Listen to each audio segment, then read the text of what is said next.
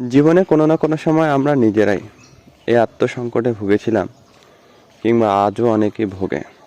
লোকে কি বলবে? আসলে এই মানসিকতা প্রত্যেকটা মানুষের মধ্যে কম বেশি ছিল, আছে।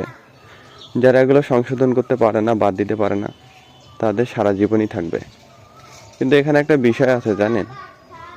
যতদিন এই মানসিকতা বজায় রাখবেন, ততদিন উল্লেখযোগ্য কোনো কিছুই করতে পারবেন না।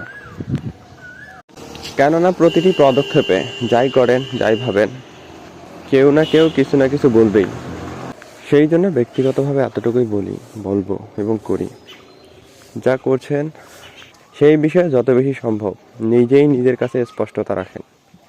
যে যাই বলুক, আপনি যদি আপনার জায়গায় সঠিক থাকেন এবং সেটা যদি সৎ হয়, নিরপেক্ষ হয়, তবে এতটুকুই বলবো, জীবনে ভালো কিছু করবেন।